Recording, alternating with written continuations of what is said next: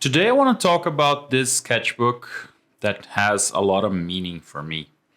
It was the first sketchbook that I finished end to end.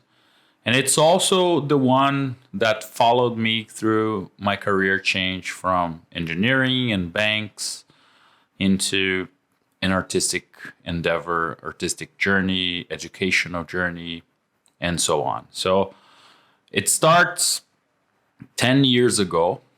So this is around 2013, 2012 to 2013. So some of the first courses I had on drawing. This time I was studying a lot on loose sheets of paper. So it just stops right at the beginning and it doesn't come back for around 2 years. So the gap between the two pages that you're seeing right now is around 2 years because it was the time I was focusing on my different career, trying to get to an artistic, creative endeavor from the other side. But then 2013 and so on, I got back to finally drawing and studying drawing with a new teacher, with a new method, and using a lot of different references. I was also trying to study a 2D approach combined with a 3D approach, and that will grow throughout the sketchbook as well. So that's why I say it's a picture of my understanding of drawing, understanding of what learning is all about in this area.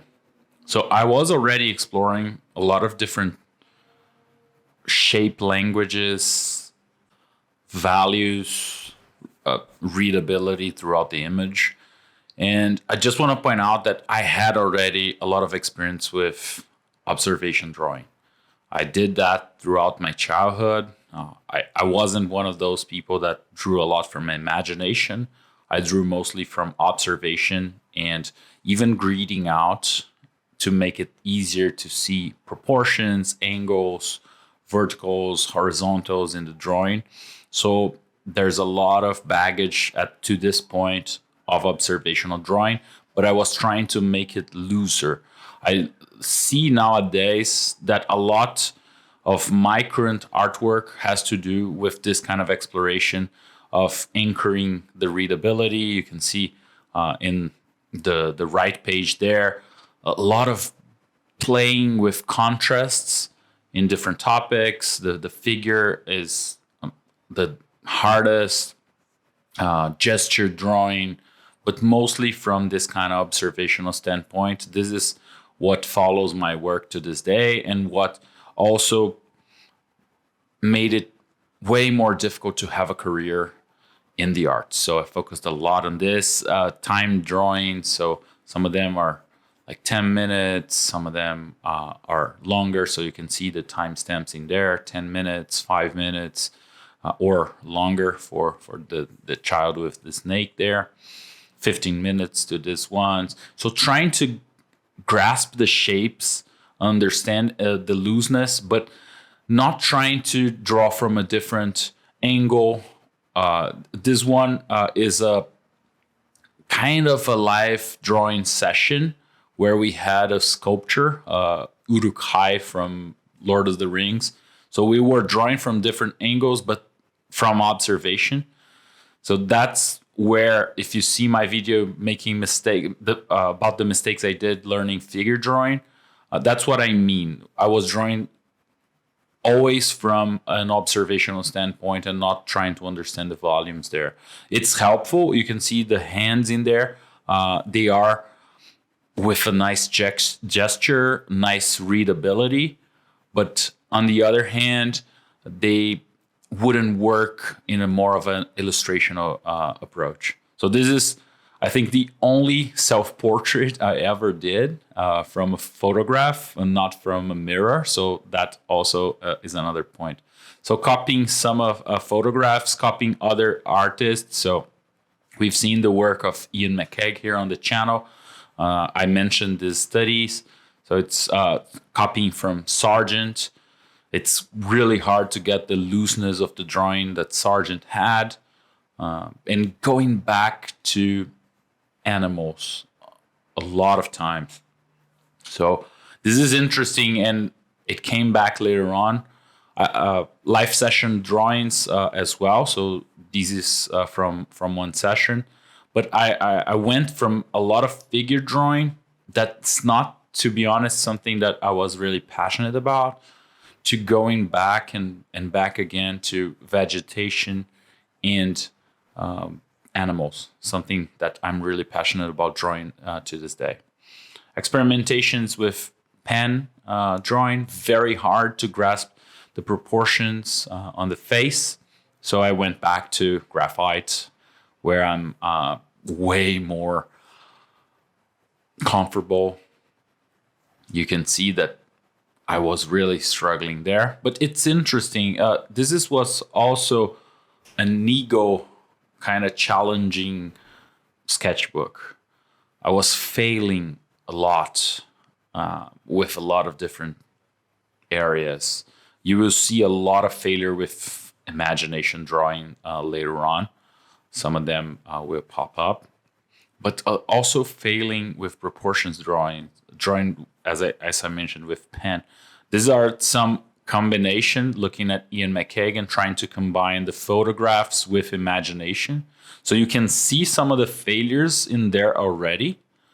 And then when I will go down the line to fully imagination without reference, then it gets really, really bad. And it was great to fail this way.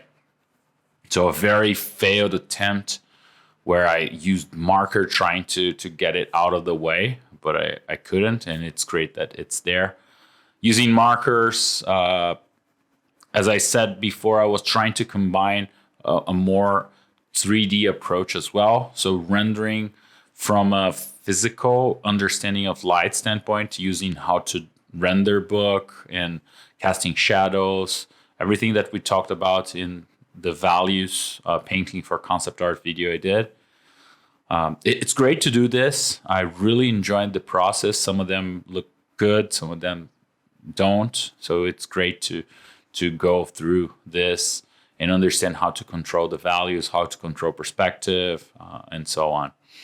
So now faster explorations with pen again, going back and forth. Some of the pages are blank there, but I think only one or two are missing.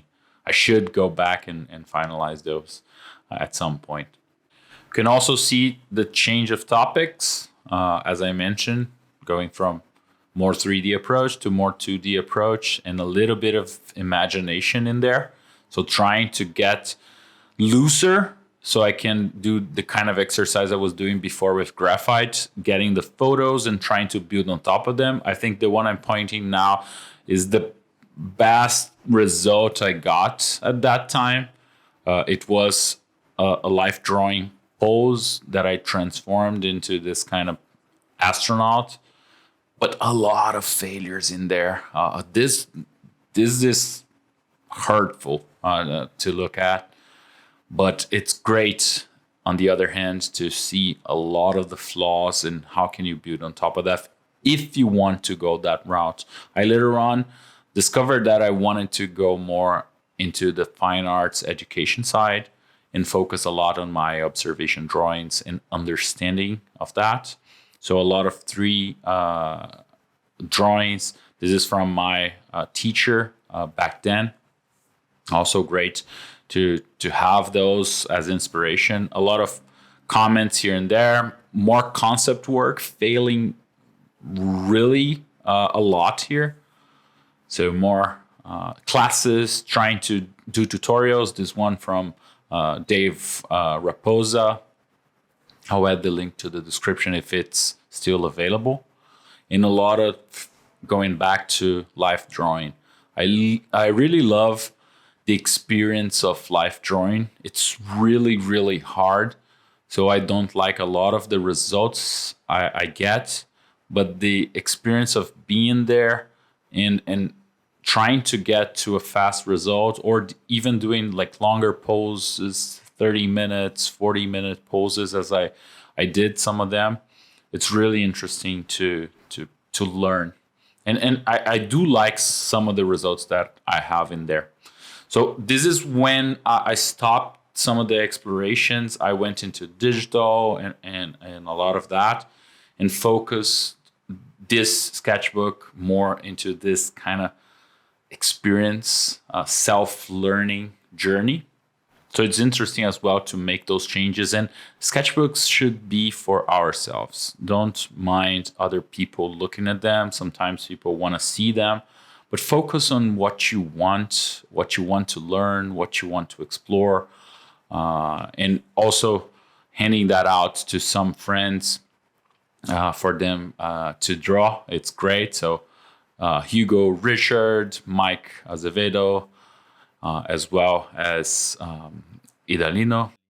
And this is the end of this look back at my journey.